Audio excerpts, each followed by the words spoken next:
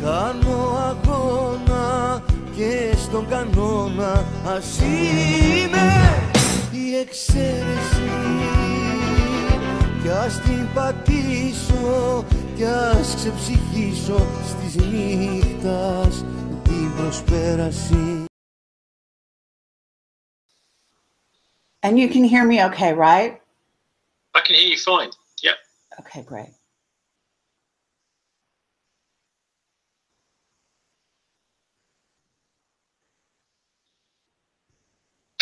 Hi, everyone. I'm Carrie Cassidy from Project Camelot, and we have Tony Gosling, reporter at large, here with us today. And so without further ado, I'm going to bring him here on the screen, and just want to say he started out in the aviation industry and then was trained by the BBC. And since then, he's been working out on his own, investigating Bilderberg is one of his main areas of interest. And Tony, you can take it from there. Just talk a little bit about yourself before we launch into the whole update on Brexit and the world news. Well, when I finished at the BBC, Kerry, where I was elbowed out in Salisbury for looking into child abuse, along with some people from the BBC also at Wiltshire Sound in Salisbury, in the little Salisbury office by the Arts Centre, and some people from the Salisbury Journal, we were looking into child sex abuse going on in Salisbury. And at which point I was elbowed out of the corporation. Now, we since have found out that, well, one of the most famous people living in Salisbury at the time was the former Prime Minister Edward Heath. And so, although it had, I don't think occurred to any of us at the time, it's quite possible that the trail that we were following of child sexual abuse from state children's homes in Salisbury could well have led to Ted Heath. We've since had a whole load of explosions going on for the last couple of years about that, with the Chief Constable of Wiltshire, Mike Veal, going on the record as saying he was convinced that Heath was an abuser of underage boys. There's also John Wedger, who you may have come across, former detective in the Metropolitan Police, saying that he was well known, Heath, to have been cruising looking for young boys and finding young boys as an MP, and even when he got quite high up. So it's quite clear that the police knew that he was doing this. Special Branch knew that he was doing this. MI5 knew that he was doing this all at the same time. So it was an interesting place. Although I didn't realise at the time, Salisbury was quite an interesting place to be in the early 1990s as the place of the residence of Edward Heath. So, I mean, I'm certainly looking back on it, convinced now that that had quite a lot to do with me finding my contract wasn't going to be renewed at the BBC. But the most interesting for your viewers and listeners now is that we do a programme, Old Labour Oxford economist Martin Summers and I, every Friday on the radio in Bristol on 93.2 FM, a 2-hour politics show every Friday between 6 and 8 p.m, where we look at, spend the first hour looking at all the local stories, getting local politicians on, have MPs, councillors, that sort of thing. And then in the second hour, we'd still carry on with the investigations. So, for example, last week, we were looking at the information from Kees van der Peel, who's the former head of international relations at Sussex University. Kees, a Dutch guy originally, is directly linking the Israelis to the 9/11 attacks. And he's been pilloried in many of the mainstream papers, but of course many of us have been working on this for years.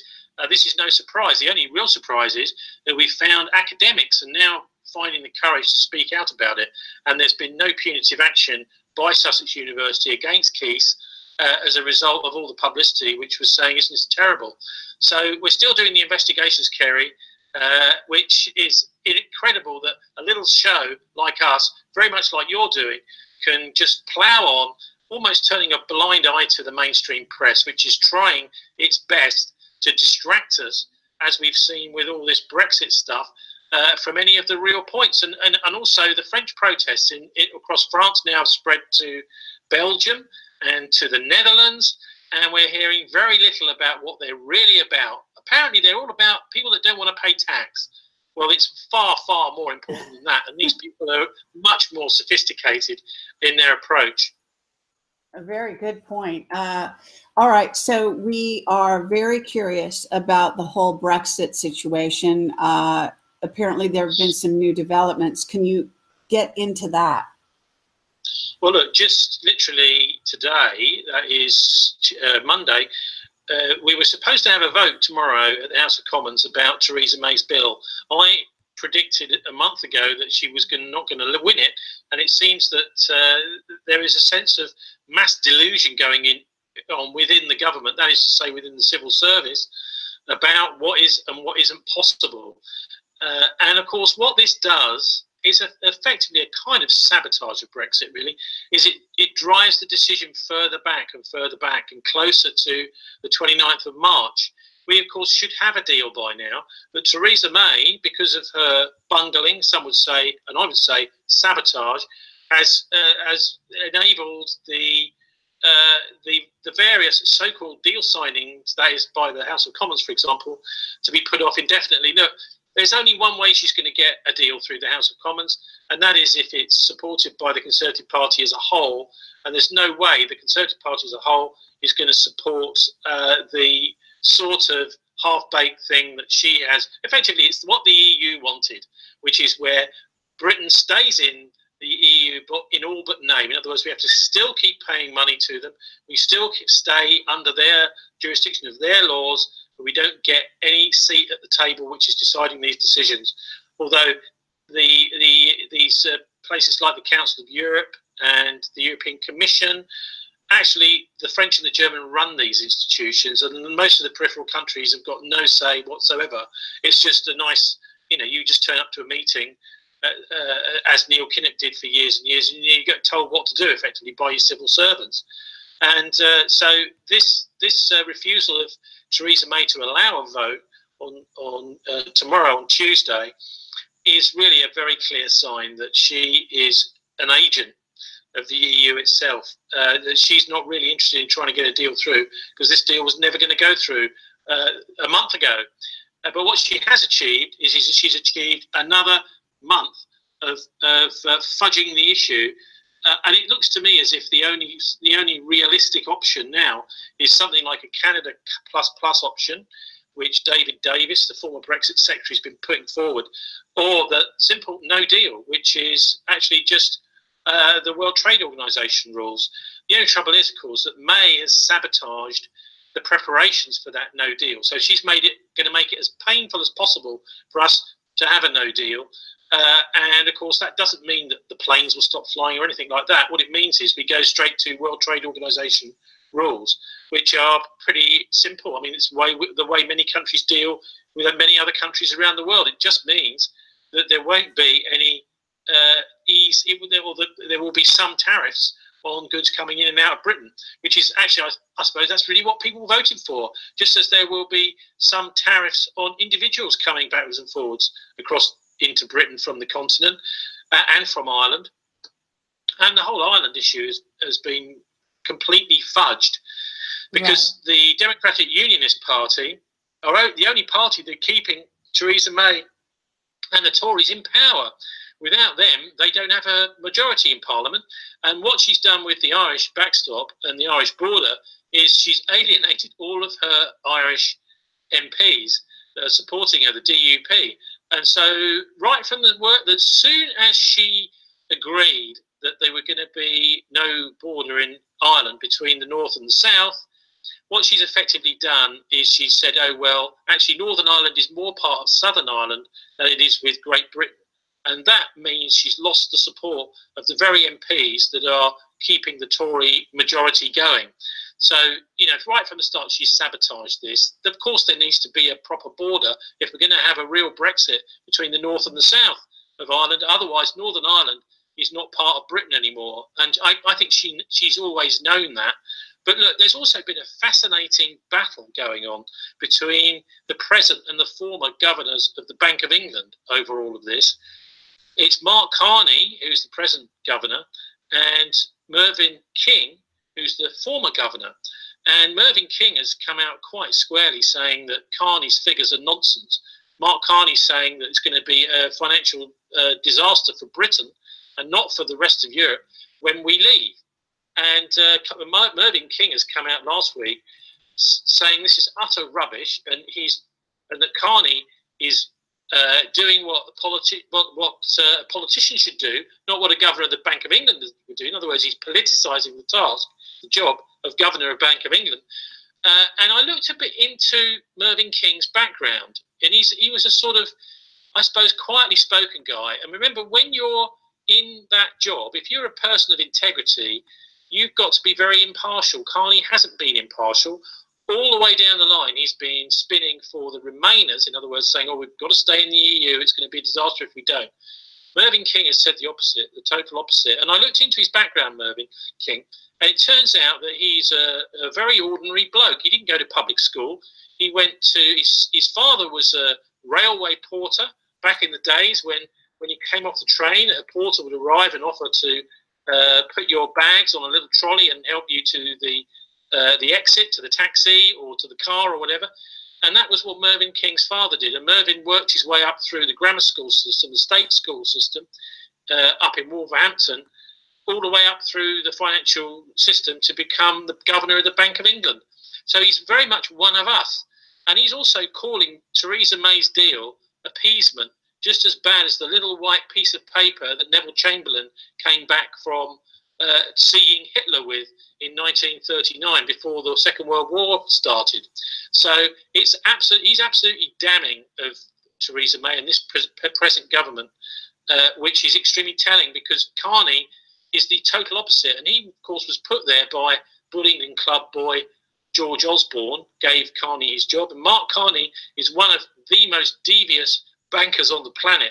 He's straight from the Bank for International Settlements in Basel in Switzerland, where he ran the regulation committee for the whole world's financial system as a chairman of the regulation committee at the Bank for International Settlements in Basel in Switzerland, which of course is one of the banks, if anyone knows anything about banking, this is the central banker's central bank, and they were accused, quite rightly, after the Second World War of funding Hitler and also making foreign exchange freely available for Hitler during World War II from Basel. And the Bretton Woods conference, the big financial conference that set up the IMF and the World Bank, actually voted for the Bank for International Settlements to be closed down. They had a vote on it and they decided to close it down, but it never was closed down. And it's still spawning people like Mark Carney. So I don't think there's any doubt whatsoever who's right. Mark Carney is basically, like Theresa May, an agent of the EU, trying to do everything they can to scupper Brexit. And also, because of his job as a regulator, it's also clear that Carney represents the 2008 bailout banksters. You know, basically the biggest rip-off in history of the whole of the Western world's public by the private banks. Sure. Yeah, I mean, again, his connection is to the Rothschild family through the Bullingdon Club and being appointed by Osborne, Carney. So I think everyone really should be listening to Mervyn King. And in a way, I mean, we haven't heard very much of any sense whatsoever from Jeremy Corbyn and the Labour Party. Mervyn King, the former governor of the Bank of England, has become almost the leader of the opposition here in Britain right now. Okay, now can you tell me, you're in essence saying there will be no deal, but in essence a deal out of that. Is that what you're, if one was to summarize what you're saying? Right. Okay, crystal ball time. Is two main possibilities here, really. I don't think a deal is going to happen because we've already seen that this deal can't go through. And also we've heard Donald Tusk and others tweeting today saying this is the only deal that's on the table. So you've got two possibilities. One is no deal, and the other is no Brexit. So in other words, they may kick the can down the road even further and say, we can't deliver Brexit. And so we just have to stay in the EU. It wouldn't be the first time this has happened.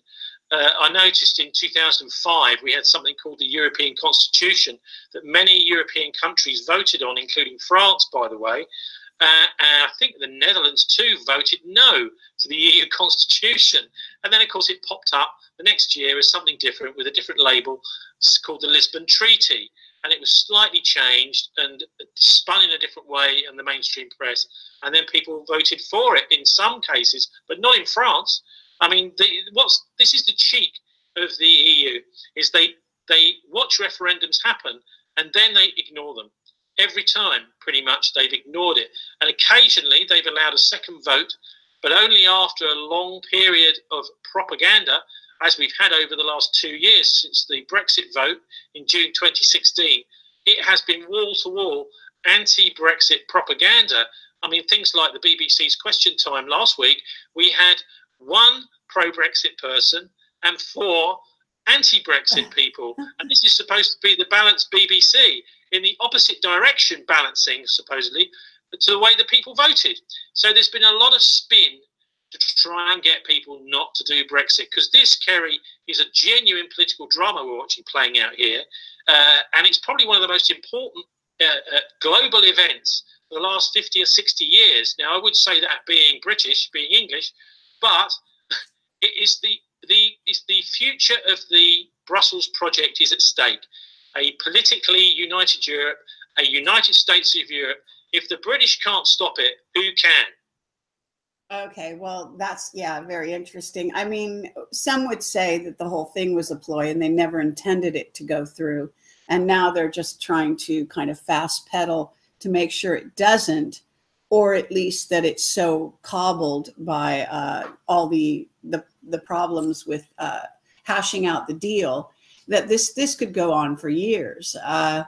It is very interesting. That's certainly one of the possibilities with the no Brexit scenario. It will certainly drag on. But I can tell you one thing, that the sentiment in Britain is not going to go away. We've had almost a taste of blood of the beast of Brussels here. And I think what we've got right across the country now, a building head of steam. I mean, it's fascinating to see the way the global oligarchy operate, because the main force that called for the Brexit vote, and it was a growing political force in the around about the time of the 2010 elections, is the UK Independence Party. Now, that party has been quite obviously deliberately infiltrated and sabotaged. We have someone local in Bristol who's on the national executive of the UK Independence Party, and what's happened is their leader, Gerard Batten, has deliberately brought in anti-Muslim racists into the party against the wishes of the national executive, and they couldn't get rid of the leader. So it's quite a deliberate attempt to basically to paralyse the UK Independence Party. And Nigel Farage has now said, just over the last couple of days, that he's going to have to start another party, because that party has been taken over by people like Tommy Robinson and the anti-Islamic fringe. I mean, basically, they have all sorts of very dangerous racist connections, far-right connections, right. The English Defence League, and also connections by Tommy Robinson, by the way, Zionist-funded. Many people don't realise that Zionist foundations have been funding, for example, Tommy Robinson's legal cases. So this is a totally toxic Tommy zone that has now attached himself like a parasite to the UK Independence Party. Many of the main people from the UK Independence Party have left over the last week because they found it impossible to shake off this parasite. And that's all happened, of course, at the same time as this crucial vote, which has left the UK Independence Party almost without a voice during that crucial week. So interesting to see the manoeuvrings of the globalists in order to try and keep Britain paralysed during the time in which we need to be able to establish ourselves as the people to lead the march out of the EU. And of course, Italy is doing its best to leave as well at the moment. They are being punished by Frankfurt, the European Central Bank, Mario Draghi, for doing so. And they're finding they cannot even appoint their own ministers in Italy anymore. The European Central Bank is appointing them for them as conditions of its loans. So you've got the same exact thing going on in France as well, with the left wing and the right wing anti-EU parties starting to unite, as they've done in Italy, against Macron. And that has really kind of caught fire. I mean, literally caught fire over the last few weeks. Well, actually, 2 questions. One is, where do you think Theresa May's sort of reign is going to end? And the other is to do with Paris, really, whether or not you think agent provocateurs are on the streets, basically inciting these kinds of demonstrations that don't seem to be doing very much. They're just kind of throwing smoke bombs going back and forth. There seems to be a lot of sentiment in Paris, a lot of people that are definitely against the government. But what I'm thinking is that this may be provoked and that they may end up with something much worse than they've even got. So it's, but those two questions, see if you can. It's easy, much easier to deal with the Theresa May question. Basically, she's been fighting Captain Kirk. And you know what that means? She's a Klingon. She's clinging on to power desperately as much as she can. And it's really just a question of whether the 40 or so Conservative MPs can send their little letters into the 1922 committee and trigger a leadership challenge. And that could happen anytime. So I'm afraid I just don't know. We could hear literally tomorrow that Theresa May is going to face a leadership election within the Conservative Party. And that actually then we might get a new leader who can form an alliance with the Democratic Unionists to have a proper Brexit of Great Britain and Northern Ireland from the EU. And then there will be a deal, which will be virtually like I would imagine, a WTO deal or a Canada plus, which is what David Davis has been talking about, which is, means that we do keep control of our borders and our laws, which are the two very most important things that, you need if you're going to have any sovereignty. Anyway, okay, so with the Paris thing, what you were saying about it being agent provocateurs, yes, of course, there's always agent provocateurs in these sorts of occasions. But what we've seen is the French have got a really actually very, very deep-rooted tradition of slowing everything down, stopping everything happening, blocking all the roads. And actually, yes, it is quite a peaceful thing. Now, there's always going to be some far-left anarchist elements or whatever that want to set fire to everything as well. But actually, you'll find most of the fires that we've seen have either been of cars in the street in order to make barricades, or have been, burning tyres and that sort of thing in the street. So, and some of the shops obviously have been attacked too, but that's mostly by the anarchists. What the French Yellow Jackets are really all about is slowing everything down and stopping the country from functioning. And the French do this every once in a while. It's just a part of their tradition. And one of the things I find so surprising is that there's been I suppose I shouldn't be surprised, knowing what a bunch of low-life, pond life most of the mainstream media are in the West, is they just haven't been explaining what's been going on in France at all. I mean, we've had some amazing things from Macron, which haven't really properly been reported. I don't know if you've come across them. One was his speech and his campaign slogan, where he said, "Do what you want, vote Macron," which it's not really an election slogan. It's basically a mind-bending slogan. And of course, it refers to, it's paraphrasing as to Crowley.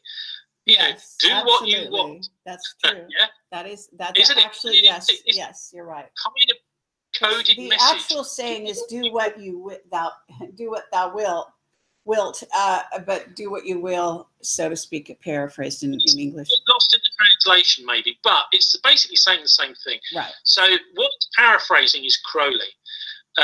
Very dodgy. And of course, many people don't realise that Macron worked for 4 years for David de Rothschild's bank in Paris, and then he found himself straight from the bank, straight into the French Treasury Department, working for Hollande, under Hollande. So he didn't have anything in between working for the bank and working for the French Treasury, which shows you the kind of person that he is. He's basically totally private banking, controlling the French government. And then he managed to find something like 3 million euros out of nowhere, just like that, in order to stand to be president. And within 6 months, he'd come from nowhere with his En Marche party in order to basically just take over, because there was such disillusionment in France. But anyway, look, I wanted to say that what they've done with the the Yellow Jackets is they brought in actually a fascinating program of demands, and none of those demands have been being told to the rest of the public. Some of the main ones, for example, I mean, they're around various issues. One is around ecology and looking after the environment. One is around geopolitics. Another one, very importantly, is around health. So they're looking at things like vaccines as well as part of these demands, which I found absolutely fascinating. One of the really important ones, of course, is if you have a look at their demands, is number 9. They've got 25 altogether. And what I could do maybe is just send you a link to the Signs of the Times website, which has got a very good translation into English of what their demands are. And they say immediately leave the EU. They say we have had a referendum in 2005. The French people voted not to ratify the European Constitution, but then when they had the Lisbon Treaty, we were not asked. And so they're saying we are not, as far as we're concerned, in the European Union because we said no. The people said no. The government betrayed us. So in a way, isn't it fascinating that you've got all this Brexit stuff going on in the UK? You've got all of the reaction in Italy, massive reaction against the EU in Italy going on, which isn't being reported very much. And now one of the main demands of the protesters, the Yellow Jacket protesters on the streets of France, is exactly the same. We've had enough of the European Union. This is not working for us. And of course, anyone who's in the Eurozone, thankfully, we've still got the pound in the UK, is doing even worse because they just don't have jobs. People need jobs in order to pay the bills. And what's happening if you've got a big pool of unemployed people is the managers and the company owners start decreasing your real wages because they know there's plenty of people desperate for a job. And you end up with taking your wage packet home at the end of the week where you can barely afford to pay the rent, to put any fuel in the car if you can afford one, and to feed the family, let alone be able to go on holiday, go to the cinema, that sort of thing. So the French are quite rightly getting angry that we've got a financial system run from Frankfurt, the European Central Bank, which is destroying the lives of millions of Europeans.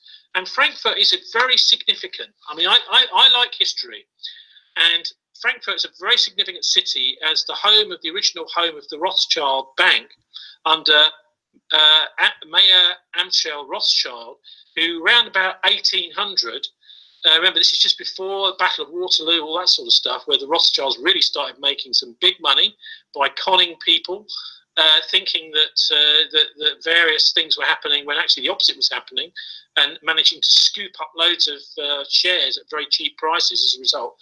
And around 1800, Mayor Amschel Rothschild sent out his 4 sons over the next 10 years or so. To London, he sent Nathan. To Paris, he sent Jacob. To Naples, he sent Carl. And to Vienna, he sent Solomon. And ever since, those Rothschild banks have been in those parts of Europe making big inroads into government debts and royal debts when the royal families were more powerful in the past, and basically slowly enslaving those parts of Europe with debt. And this is what they do. And of course, they've done that with countries. And of course, if you remember the structural adjustment programs of the IMF, etc., yes, most of Africa has been strangled by debt. Sure. They started to do this with countries now, right across Europe, with the bailouts, massive debt. Our debt in Britain is now around about 1.6 trillion, well over double what it was when Cameron came to power, our national debt. But now what they're doing is they're starting to strangle companies, and they're starting to strangle families with debt as well in Europe. So this is their basic tool, and it's time we put a stop to it. The French have really, I think, this is at the heart of why the French people are out in the street, because they feel the pain. They feel that this government of Macron, particularly, is casting a shadow over society, and that shadow is a big business shadow, and that effectively Macron and his people are working for the bankers, they're working for big business, and the people who are suffering as a result are the ordinary people. We don't really have such organised traditions in other parts of Europe. The French really do, and that's why we've seen what we've seen, I think, over the last few weeks. Okay, very good summation. What I'd like to know is whether you think Macron was stepped down. He may be forced to. You see, one of the things that could happen is the military takeover in France. If this gets worse, and you know, what we've had is hundreds and around about 1,000 or so arrests over the last couple of weeks, but we haven't really seen wide-scale violence against people. Yeah, so we've seen running battles with the police, but the police are fairly well defended, etc. The normal sort of scrapping that goes on in France, and this really has been happening for decades, you know, since the 1960s, this kind of thing. So I don't think necessarily Macron will be forced out except by the military. I think he's decided he's an operator, he's going to stay, and he's got all the financial support behind him. It depends, I suppose, how whether or not the protesters, and many of them are, you know, sort of fairly elderly people who are just decided, right, I'm not going to get involved in throwing petrol bombs. I'm just going to go stand out on the street and chant and wave flags and that sort of thing. And that's what they've been doing, wearing their vests. So remember, though, that we could be in a stage, particularly when it comes to the actual Brexit date, if there is a no-deal Brexit and we go over to the World Trade Organization in Britain, we could crash the pound. That, I suppose, is what the financial oligarchy would like to see happen as a way of punishing Britain. But then, of course, the pound, if the pound goes down, that could mean the euro and the dollar goes down. So remember, we've got this massive debt overhang. And again, I go back to my hero of the moment, who's King Mervyn King, the former governor of the Bank of England. He pointed out back in February that the West has got a £166 trillion overhang of debt. And that debt, much of it may not be payable. That's what he actually said. So that massive debt could just go crash at one. It's basically the bubble could just go bang. And maybe Brexit could trigger that. Now, many people say, oh, you've got to avoid that at all costs. Well, yes, it's going to be painful. But what's going to be more painful is we put this off more and more and more, further and further. What they did is they put it off in 2008, Kerry. They said, oh, we're not going to allow the banks to collapse, even though they're bankrupt. What we're going to do is give them a load of public money. And they then use that public money to lobby for more power for themselves. And we can't allow that to happen again. So perhaps we just need to allow the financial system to go bang once and for all, to have a proper crash, not a pretend, you know, crash, which is what it wasn't a crash at all. The bailouts to avoid a crash were, in order to reset property values, reset share values to their realistic level, because the quantitative easing that's been going on ever since in Europe and America has been pumping up this bubble. At some point it's going to go bang. I would say sooner rather than later, and possibly Brexit is what may trigger it. Okay, I'm not sure the link up between Brexit and really the global reset is what they call it. And part of this is actually been planned for many, many years to take down the economic system as part of hyping up the sort of climate change scenario, and then triggering a number of basically cataclysms, whatever you want to call them, around the globe. And that's kind of starting to look more plausible also in the next couple years, leading 2019, 2020. I just want to clarify what I mean by that, because if we do get a no-deal Brexit, there will be, I mean, having met some of these Bilderbergers over the years, it's quite clear this is the last thing in the world they want, because it signals the exit door is open to the EU. And there'll be many countries, including France and Germany, certainly Italy, many of the other big countries in the EU will want out of the EU at that point. And so they will be really looking to punish Britain. And not only that, it could mean a genuine lack of confidence in the pound, which might well mean that much of this debt, you see, is not just in the city of London. It's owned by people like Deutsche Bank, etc., etc. So this could be like a kind of domino effect. I mean, I don't know if you think that's possible. Oh, sure. Well, I mean, the domino effect, you know, Cameron Fairley, he's actually, you know, sort of in a sense, dishonored himself in the process, but he was somebody who was very close into the banking establishment for quite a while and worked for them really, his whole family did through maybe even centuries, associated with Iraq, associated with the Kurds. And I have to say that what he said is that they had the power to take down literally a country within 3 days. So this is the kind of power that they have. Over 90% of the banks are obviously owned and run by Rothschild. This is around the world. So, you know, with that kind of power over the financial system, the only other element that we haven't discussed, which I think is probably the most interesting element, has to do with AI. Because my understanding is what we really got at hand is a sort of a battle between various AIs, and there may be an overreaching AI that we're not necessarily aware of that is set in motion to do certain things at certain times. So this is very interesting. Where Brexit falls into that scenario is, again, another kind of interesting thing.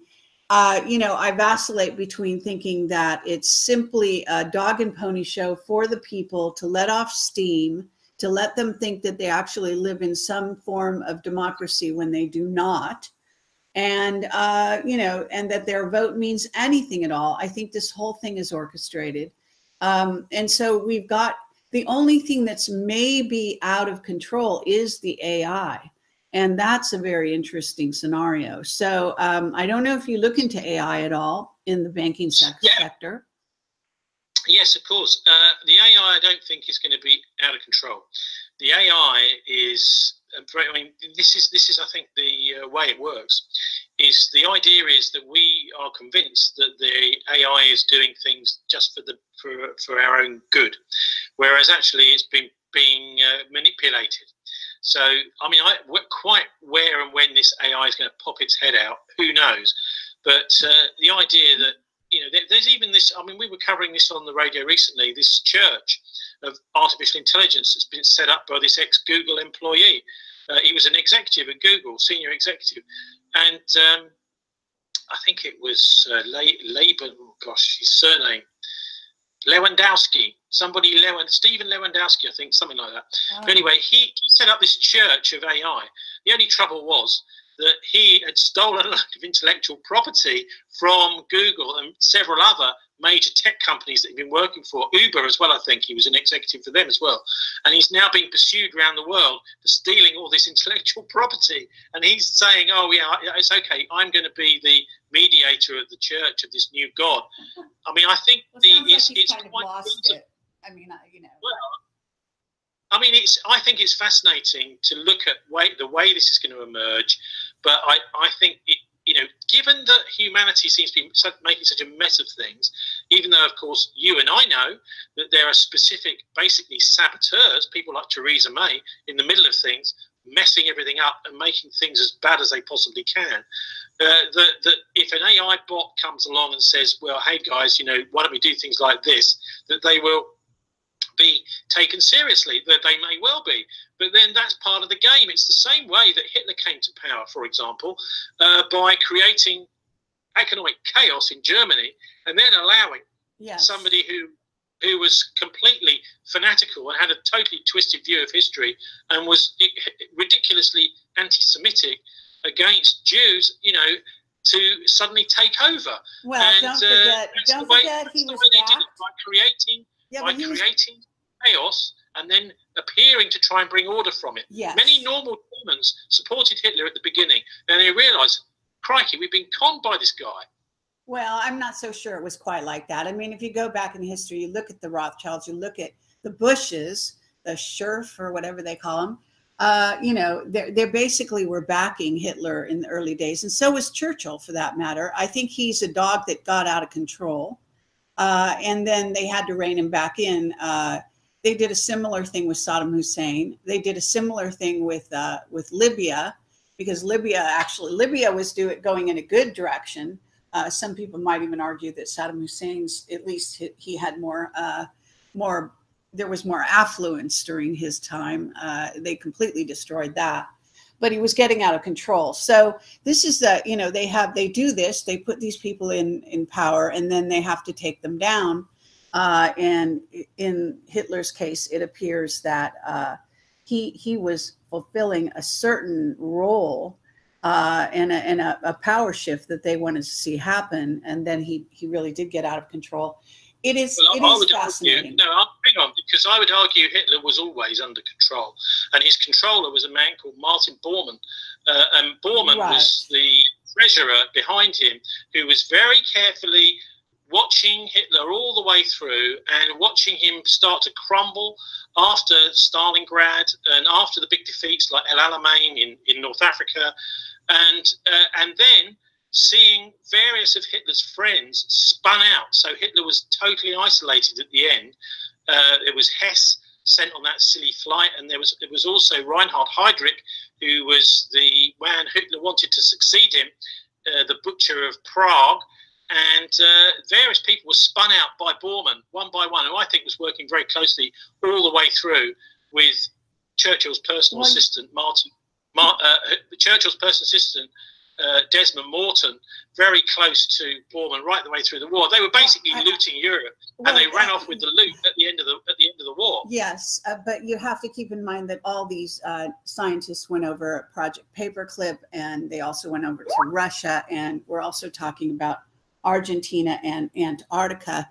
The Germans didn't lose the war. They're still very much in the mix, and some would say they're running things down in Antarctica with an alien race, by the way. They're running things in Brussels. They're running things in Brussels. Well, that's a whole other matter. You know, we have to also keep in mind the dark magicians, because those are this is a war, you know, at the top with the various dark magicians. And when you say Brussels, you cannot say Brussels in the same breath without really talking about the Satanists, but especially the high-level dark magicians, because they're really the ones running the scene.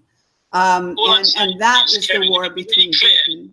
Okay, let me be really clear what I'm saying here, is that there's only one person that any politician can talk to get anything in Europe, and that's Merkel.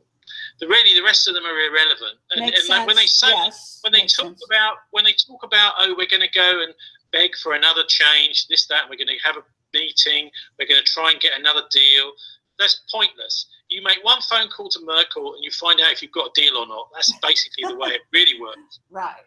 Okay. But, you know, just saying, because, you know, I have my sort of secret witnesses and this and that behind the scenes, and my sources are telling me about this sort of dark war behind the scenes. So it is, you know, and I appreciate your analysis, Tony. You're always on it. It's a pleasure to talk to you. I think we do need to wrap this up, because I said I'd keep it short. I think we've covered the sort of main playing field with this. Αυτά είπε λοιπόν φίλη μου η Κέρι με τον Γκόσλινγκ τη Δευτέρα 10/12. Έκτοτε είχαμε εξελίξει με τη ΜΕΗ που κατάφερε να υπερβεί την πρόταση μορφής, κερδίζοντας πλειοψηφία 200 έναντι 117, και υποσχέθηκε μάλιστα ότι θα αποχωρήσει πριν τις εκλογές του 2022. Είχαμε και την επίθεση στο Στρασβούργο για να ενισχυθεί ο φόβος, πράγμα που κάνουν για να αναχαιτήσουν τη γενέση της στην όποια μαζική εκδήλωση αντιδράσεων, βλέπε Κίτρινα Γιλέκα, απέναντι στο ζουρλομανδία της Ευρωπαϊκής Ένωσης, που φυσικά ακολουθεί πιστά την ατζέντα της εξαθλίωσης των ανθρώπων και της φυσικής τους εξόντωσης ακόμα. Μια ατζέντα που δεν υπάρχει περίπτωση να πάψει να προχωράει αν δεν δείξουν σύσσωμοι οι λαοί την αποφασιστικότητά τους να μην ανεχτούν άλλο αυτή τη μέγενη που σφίγγει όλο ένα και περισσότερο, στραγγαλίζοντας τους πάντες, ανθρώπους αλλά και επιχειρήσεις, όπως σωστά είπε ο Γκόσλινγκ. Αν δεν έχει γίνει σε όλους ακόμα εμφανής η επιδίωξη αποπληθισμού, διάλυση των εθνών, αλλά και της αλλίωσης των οπτικών, των αντιλήψεων, των κοσμοθεωριών, του ηθικού κώδικα, ακόμα και των φιλετικών χαρακτηριστικών των λαών αυτών των εθνών, είναι βέβαιο πως παρά την άγνοια ή την άρνηση που παίζει για πολλούς, θα έρθει η στιγμή που κανένας δεν θα μπορέσει να μην κοιτάξει αυτή την αλήθεια κατάματα. Ο Μακρόν, άξιο παιδί του σκοτεινού κέντρου εξουσίας που μας λαϊλατεί για δεκαετίες ολόκληρες, επικαλέστηκε την ατάκα, όπως ακούσατε, του αρχισατανιστή Άλιστερ Κρόουλι, που του άρεσε να τον αποκαλούν κτήνος κιόλα. Αυτός είχε κάνει πρώτος σλόγγαν τη φράση «Κάνε ό,τι θέλεις», και δεν είναι τυχαίο που το είπε τώρα και ο Μακρόν. Η πρεμούρα τους να βάλουν τον κόσμο σε σατανιστικά σκοτεινά μονοπάτια επίσης δεν είναι καθόλου τυχαία. Για τους σατανιστές όλα πρέπει να είναι ανάποδα. Ανάποδο σταυρός, ανάποδο και το αξιακό σύστημα, όπου το ηθικό πρέπει να γίνει ανήθικο, το ποταπό να γίνει θαυμάσιο, το λάθος να γίνει σωστό, το ανθρώπινο να γίνει απάνθρωπο και το εγκληματικό να γίνει η νόρμα. Αυτά το βιώνουμε καθημερινά όλοι σήμερα. Όλα ανάποδα, και θα το δείτε σε κάθε τι που προάγουν καθημερινά μέσα από τηλεοράσεις και όχι μόνο. Όπως θα δείτε ταυτόχρονα και την απόπειρά τους να ξαναγράψουν για πολλοστή φορά την ιστορία, εξαφανίζοντας αλήθειες για να αντικατασταθούν με γελοιότητες και ψέματα. Αυτό όμως δεν θα περάσει, δεν γίνεται να περάσει αν είναι να συνεχίσει να υπάρχει η ανθρωπότητα. Γι' αυτό και παραμένω και επιμένω στην πίστη πως κάποιο γρανάζι του ανάξιου και εγκληματικού κομματιού που έχει εμποτιστεί στο σύστημα θα σπάσει, και μαζί του θα σπάσει και θα διαλυθεί όλη αυτή η εφιαλτική κατάσταση που ζούμε αυτή την εποχή. Αυτά είχα να πω εγώ. Είτε πατήσετε like είτε dislike. Ευχαριστώ που παρακολουθήσατε τη δουλειά μου και με ακούσατε. Καλή συνέχεια. Ό,τι και να μου κάνουν επιμένω, της γενιάς μου δεν πέρασε το τρένο. Κι ας ουρλιάζουν φαντάσματα και λύκοι, θα τους πάρω αυτό που μου ανήκει. Να θυμάσαι πως είμαι στους απ' έξω, το παιχνίδι μου μόνος θα το παίξω. Συνεργός δεν θα γίνω στην απάτη, κι ας με λένε τρελό και παραβάτη.